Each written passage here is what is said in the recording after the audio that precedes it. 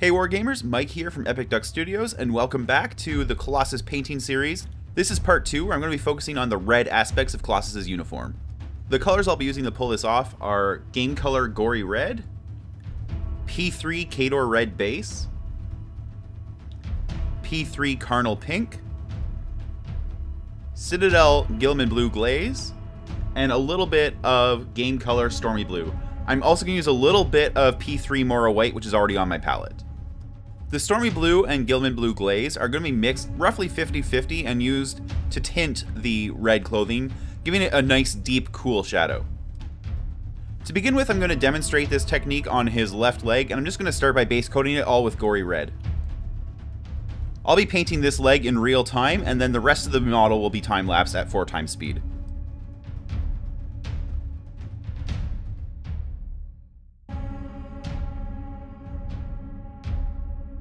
Game Color Gory Red comes very close to being one coat coverage over a light primer. I do go back just after I've got the whole base coat down and hit a few places that look a little bit on the pinkish side where a little bit of the white-gray primer is showing through, but for the most part all of it gets covered in one go.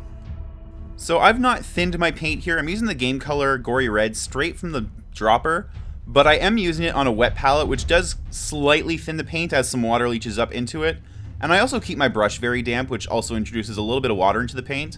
But it's not thinned in that I haven't added a thinning agent or a thinning medium or anything like that.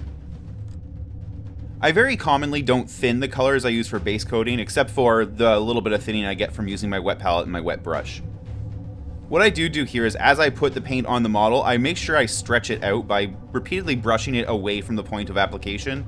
And this makes sure it kind of goes on thinly and spreads it out over a larger area, as opposed to just dabbing it on in a big clump. So now I'm switching over to the Carnal Pink, and I'm going to add all of my highlights in, even though I haven't done the intermediate red yet.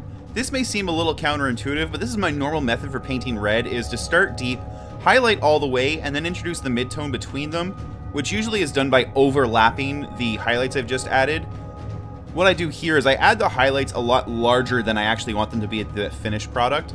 So you'll see, especially when I get to the sort of large reflective areas on his calf muscles, that I really make the highlight area very big before I go over it with the Khador Red base. Then later on I'll come back in with a little more Carnal Pink and maybe even a little bit of white and add some really extreme edge highlights at that point.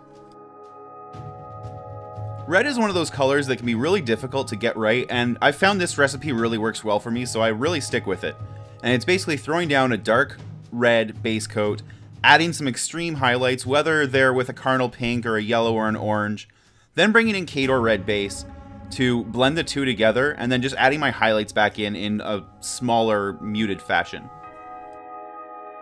The reason this works so well is specifically because of how Khador Red base goes on. Now, other red paints do this too, but Khador Red base tends to be a little bit on the translucent side, but it goes on very smoothly. You get really good coverage with it, but you always see a little bit of the layer underneath through it. And what that means is if you paint a little bit of it over a really bright color like Carnal Pink or white, what's going to happen is you're going to get the bright, vibrant red from the Khador Red base, but you get some of the brightness inherent in the Carnal Pink or the Mora White or whatever color you're using.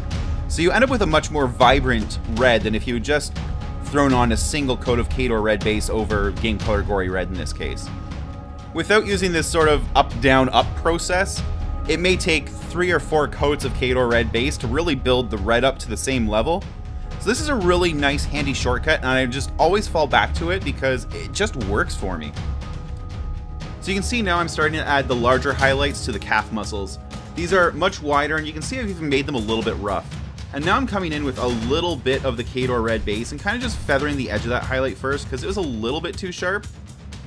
And just blending it out so that as I now bring on the Khador Red base over the whole area, it doesn't create a stark sort of cel-shaded transition.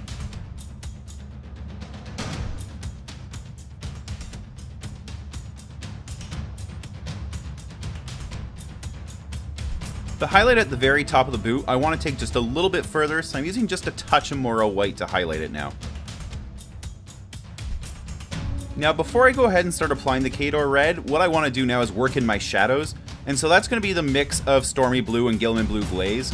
And I'm applying it very thinly. You'll see as I pick it up with the brush, I kind of stroke it out across the wet palette paper And what that does is it unloads some of the paint from the brush while also picking up a little bit more water. So the paint naturally becomes a little bit thinner. It's a little less heavy on the brush. Now here I'm using the card art for reference. You don't see it here in the video, but if you're familiar with this model, you probably have the card art handy. And what I'm doing is I'm painting basically everything almost below the calf muscle becomes a little bit shaded. And almost the whole front side of the boot, because of the angle he's standing at, you know, his knee's a little bit forward. I'm applying a shadow there, as well as just a tiny little bit in the creases near like the back of the knee and so on. You can see I'm applying this very, very thinly. It's just a slight tint, and I'm just sort of building it up in areas where I want it to be a little more progressively darker. But it's just, I'm going back over and over, just very lightly gliding the brush across the surface, so it just deposits just a little bit of like a blue tint on everything as it goes.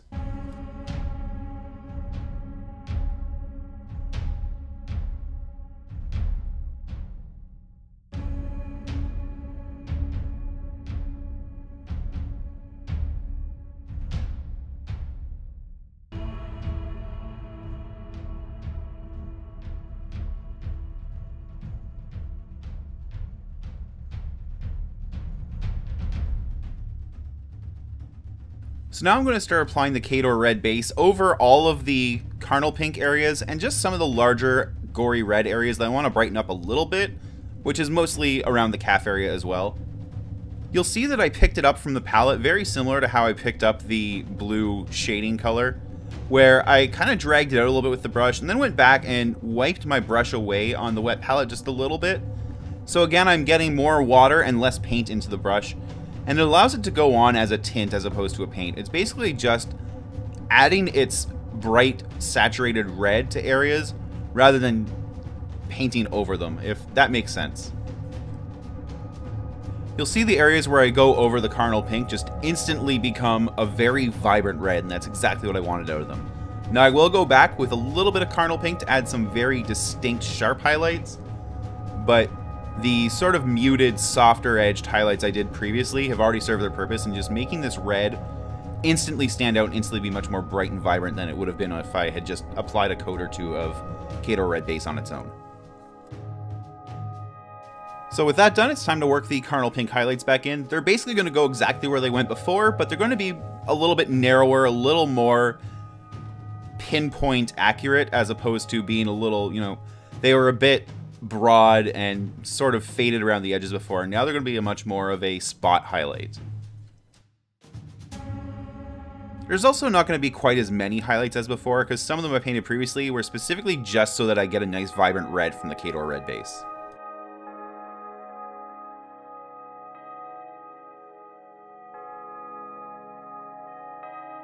Now, if you do find any of the highlights are a little bit too extreme, you can always go back to the Khador red base and either bleed the edges of them a little bit so that they kind of fade and taper off, or just cover them completely so they just become a little bit brighter than the red around them. I'm actually doing that right now with just the couple bottom folds I've painted here.